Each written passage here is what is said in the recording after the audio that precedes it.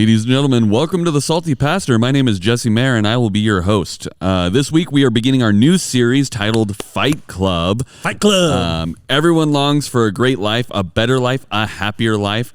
Why are there so few who find it? Simply because you must fight for it, but not in the way you might think. This is our focus for the next 5 to 6 weeks before Mother's Day. If you are listening to the Salty Pastor podcast, we can't do it without the very own Salty Pastor himself, Dr. Douglas Peake. Welcome, everybody. I am so excited about this new series, and I'm excited about these new chairs. Man, a little? Yeah, if you're listening through a podcasting app, we've been sitting on these metal stools, and these metal stools, man, were just killing me. And so somebody came up with these chairs, and I'm sitting in one today, and man, all parts of me are happy. You're just happier in general. All it takes is a little change. Little improvement. You know, we just finished that series on Easter Sunday, which is a celebration of the resurrection of Jesus Christ. And the whole point is that Jesus brought us alive from spiritual death. And that infuses every part of our lives, the way we think, the way we behave, the way we act, our values, everything, because now we're alive. We can see clearly this reality in which we live. However, it's not all peaches and cream. We've got to fight now for this new life that we have been given. It is a battle. It's a cosmic battle, and we're a part of it, and it's awesome. So I want us to embrace this gift of life that God has given us through Jesus Christ, and our goal is to join Fight Club. So we're in a battle where we must fight for our new life in Christ. I want to recap the biblical principles we discussed on Tuesday. First, Jesus is the one who brings us back from the dead through the power of his resurrection. When we're made alive by Jesus, then we are suddenly realizing we are in enemy territory now. Like you use the analogy of where it's like waking up after being in the Matrix. You realize you're not as safe as you once thought. Therefore, we're in a battle whether we realize it or not. And the difference is Jesus has given us weapons of warfare to not only fight this battle, but to win this battle, right? Yeah, absolutely. It's a battle that we've been brought into, but we've been equipped and empowered to win. But that doesn't mean it's done for us. It is something that we fully engage in as well. And what you believe is one of the most important things about you. So my question is, do you believe that you've been made alive by Jesus and the power of his resurrection? Do you believe that you are in a battle for your new life? Do you believe you have been equipped for it? And do you believe that you have been empowered to win it? Because my next question would be, is if you believe that, then what are you waiting for? You know, get out and live. Get out and embrace this adventure. Get out and become a person that Jesus moves through to change not only you, but lives around you for the better. So where do we begin this fight? Let's say you're a young woman and you're wanting to join Fight Club. Where's the best place to start fighting right here and right now? Well, I think the biggest thing that young women need to do is fight for an accurate picture of reality and who they are. I think one of the downsides to the current cultural trends and all of these philosophical ideologies that have gone out there is that they're attempting to redefine what a male is. They're trying to redefine what females are. They're trying to believe that all roles are socially constructed, and so there's nothing biologically unique about you. And these things flow out in all these different strains and different ways and thoughts and principles and ideologies that can really confuse young girls. And I think it is really important for women, especially young women, to understand that this cultural trend is lying to you when it comes to who you really are. Feminism has inculcated our public school system now for the last 30 to 35 years, and girls are steeped in this ideology from early on, and it goes really well until they hit puberty. But when they hit puberty, this is usually when the wheels start to fall off. So I take it you're not a fan of feminism. Can't this be taken as a little sexist or, anti-woman? Well, let me phrase it this way. I am against the idea of forcing women to work in all the same industries as men when they don't want to. According to Simone de Beauvoir, who is one of the leading French intellectuals for feminism and modern-day feminism, she's written extensively, says that women should not be allowed to raise their own children and that they should be forced to work in the marketplace. And as a French intellectual, she was very Marxist in her ideology. I believe women should have the choice to determine their own path in life. I am against the idea that when women choose to have children and then nurture those children and pour their life into those children is somehow not fulfilling their potential. Somehow they're lesser, or they're letting women down because they want to have children and raise those children instead of chasing money. Well, Alice Walker and her strange daughter, who's a feminist, Rebecca Walker, have an extensive position against this, that motherhood in particular is, lesser of a womanhood, They're letting the cause down. Yeah, they're letting the cause down. I'm against the idea that when there is a difference in an industry of men and women with the general populace, that it is due to some oppressive male patriarchy. When you look at something and you say, well, there's 50% women in the population, there's 50% men in the population, and there's only 10% of the engineers out there are women, then that's because there's this oppressive, sexist, anti-women patriarchy holding women down. And this is a very pernicious accusation, and it's a damaging one. We can go into why later on. I don't think it's males who are consciously or subconsciously oppressing women at every turn, and the system is biased against them. I'm against the idea of equity outcomes, which flows from the thing I just talked about. This is the idea that since half the population is women, then half of an executive board, half of engineers, half of mathematicians, half of championship chess players must be women, and you should institute laws to enforce that. Because if you force this on women in society at this level, then you're required to force women to be bricklayers, sheetrockers, framers, frontline battle squadrons, all of these other types of things as well, right?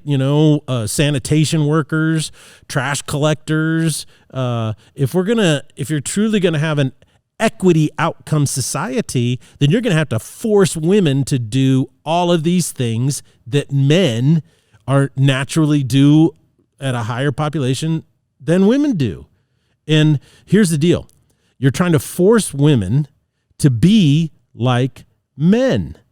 And every principle that I just described that I'm against is modern day feminism.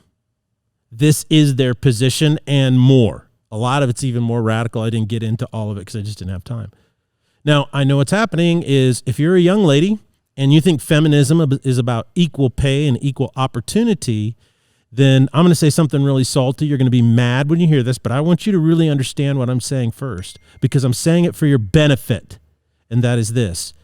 If you believe that feminism is simply about equal pay and equal opportunity, you have no idea what the movement espouses.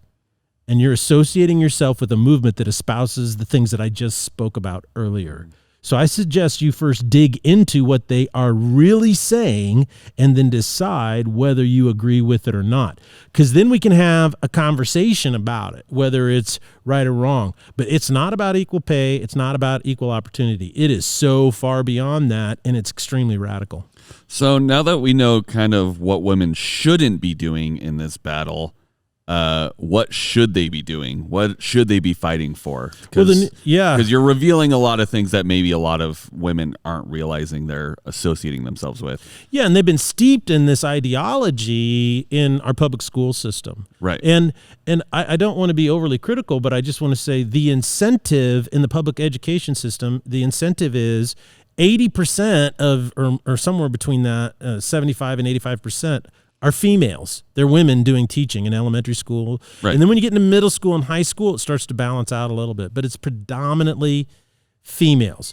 And what's happening is there is an incentive for early on these ideologies to be propagated in order to, to empower young girls. And so I think knowing what's out there is really important, because the New Testament, though, in counter to this, is very clear that women are completely and unequivocally affirmed in Jesus Christ and Christ alone. If you're a young lady and you're going to try to find your way in society to affirm your identity, it's never going to happen. If you're a young woman and you believe that, wow, if I get married and if I have children, then that I'm going to have affirm my identity completely and discover all of my value. It's not going to happen. And that's what's really important, is that if you are a young woman or any woman and you want to understand your value and be completely affirmed in who you are, that can only happen in knowing Jesus Christ as your Lord and Savior, because that's when you will be made alive. When you seek your identity, your value, your inheritance in the kingdom of Jesus Christ, you are embracing his view of reality and not the world's view. So embrace the way you have been created by God and how you've been made alive spiritually by the resurrection of Jesus Christ. And this means that your biology, the different way your mind works as opposed to a man, your feminine qualities, these things are to be valued and affirmed as a reflection of God's image within you, not rejected. The world is so confusing because it's telling you that you're awesome as a woman and the best woman you can be is act like a guy. Do what guys do, care about what guys do, chase what guys want. And, they come over to guys and guys are sitting there, I have no idea what I want. I'm just doing what I'm doing. See what I'm saying? It's just a big confusing mess.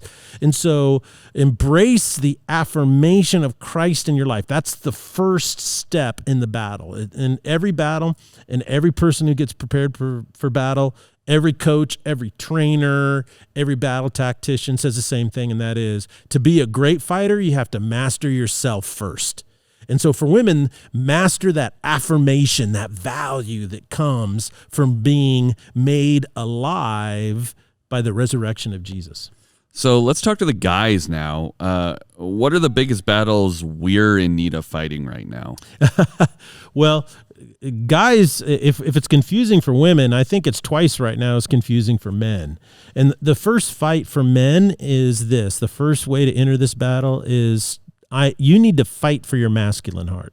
If you're a guy, you need to realize that you are a guy, you are masculine, and you need to fight for your masculine heart. But this is a really tough fight because society has undermined and changed the definition of masculinity. Whenever you use that now, it's almost has a negative connotation to it everywhere you go. And because it has such a negative connotation to it, what our society has done is dramatically interfered with the development of boys into men. And so what that has done is created a bifurcation of masculinity in our society. And what I mean by that is this, is that on the one hand,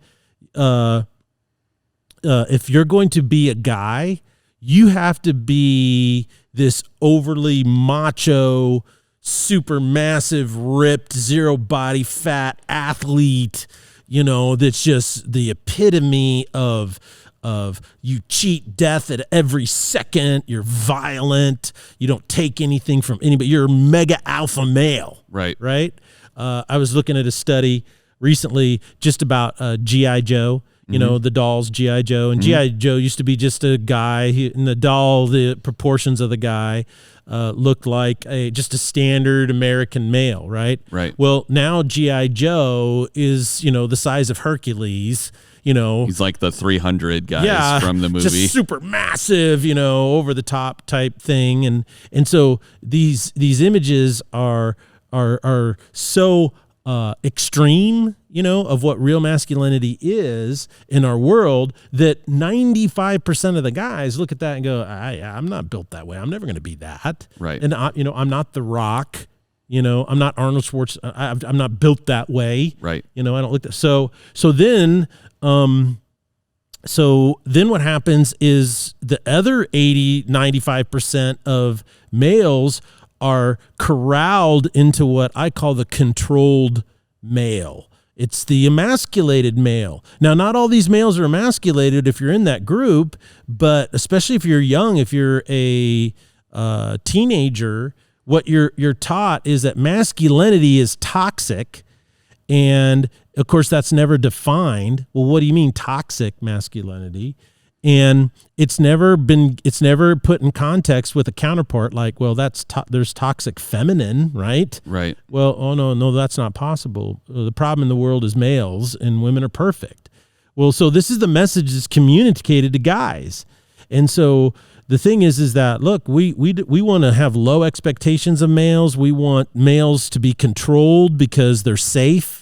So what we're going to do is we're going to have sports that they participate in, and there are no winners. There's no participation. It's just a participation trophy.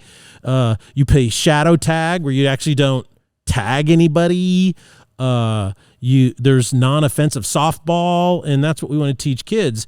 Years ago, I was coaching one of Jake's basketball teams when he was really short. He's really tall now. But, so yeah. Years ago, that was like 10 years ago. Yeah, he was pretty young. And Jake was so awesome when he was young because he would go out on the court. And what he wanted to do is he wanted to learn everybody's name, and he wanted to talk with them and stuff like that. It's like, son, we're playing basketball. And he's like, oh, well, he was, Jake is a networker, Yeah. He just really wants to know people and stuff like that. But we were in a league that didn't keep score, right? So they were like, okay, we're not going to keep score when they first started. And this is what is so funny is that every kid on the bench kept score no matter what. They kept the score. And that's what I thought was interesting, because when institutional leaders are telling young boys that keeping score is bad and wrong, it hurts people, it denigrates people. So are we going to hurt boys and denigrate manhood so they can feel better? I just don't get that, because that's the way boys are. Boys are boys. And you only have to look at the facts about how our institutions, particularly our elementary schools, are subconsciously denigrating masculinity in boys. More girls get honors in high school than boys by a vast margin. More girls graduate. More girls go to college. More girls have degrees. Girls in their 20s make more money than their male counterparts. I'm happy that girls are doing well. I love the fact I have a daughter. I encouraged her to go out and be professional and go as far as she can. And I love that. But why is it being done at the expense of boys? You see, instead of raising girls up to have more opportunity, the belief that feminism did was, well, we have to control males because they're the problem, and we push them down. So in the classroom today, things that are just naturally boyishness, like boys don't like to sit still and stuff like that, guess what? They don't do as well in the current system of how we educate them, because we're trying to look at masculinity as a bad thing. Well, that works really, really well. You can control little boys until they hit middle school, and then they hit high school. And then guess what? Yeah, that testosterone gets pumped out by hormones. And if you've taught a boy his whole life that, well, we're trying to make you safe, then you're going to have a train wreck of a guy. Right. In reality, what we should be telling young men is that you are dangerous. you are super dangerous. You are powerful, and you need to learn to control it, and you need to have discipline in your life. Because when I look out at all these young men that are lost, they seem to lack discipline. They seem to lack motivation or ambition. And I think that's because they've been told over and over and over again that their masculine heart is dangerous or should be controlled or suppressed. And I believe the Bible teaches the exact opposite, that your masculine heart is a God-given thing. You were designed, every young male, to fight a battle and win. Let's just pick the right battle. Because if you're told, oh, no, you can't fight, then they end up fighting the wrong battles, right? I think every young man was called within the depth of his heart, desires an adventure to go live. They want an adventure, right? Well, we don't want to control that out of boys. What we want to do is say, yes, life is an adventure. Just go live the right adventure. Right. See, we could just keep going on and on about how important it is. Is that so the one place you see males finding themselves are in sports. Unfortunately, very few boys are able to compete, athletically at a D1 level or at a collegiate level, and that's 18 years of age. So most guys, so they're into pickup basketball, softball. Guys like to do things. They're interested in things. And, I think another reason why it's really hard for guys today in our society is that the church really hasn't helped, because the church has feminized Jesus, How so? Well, the church should be the predominant leadership development place where men line up to be challenged, to be great men, victorious businessmen, successful husbands, successful fathers, community leaders, and more. Well, why isn't it? Well, because our images of Jesus is not one of a leader. Our concepts of Jesus is he's a really frail Italian guy with a trimmed beard. He lost. He constantly whines about how we need to be nice to each other. Don't judge. Love your enemies, kind of a thing. And what we misinterpret the whole intent and purpose and meaning of what Jesus talked about. We don't talk about how he cleared the temple, how he stood up to the oppressive religious leaders, how he refused to kowtow to the Romans' political purposes. He ended up being crucified for that. We failed to see how he was a phenomenal leader where thousands of people would follow him, how he never once relinquished a core belief in who he was. He never once compromised the truth, even when it was dangerous. I mean, those are things that I think guys need to be challenged with. And that is, look, guys, you weren't meant to be a wuss. You were meant to be a man, and you were meant to live like a man and attack life like a man.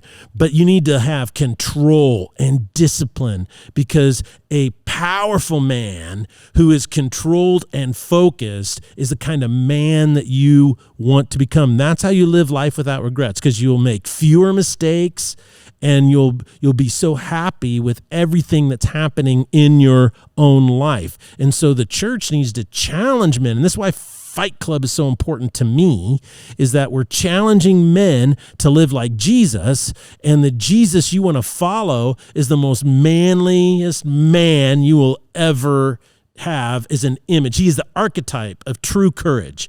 He is the example of true power.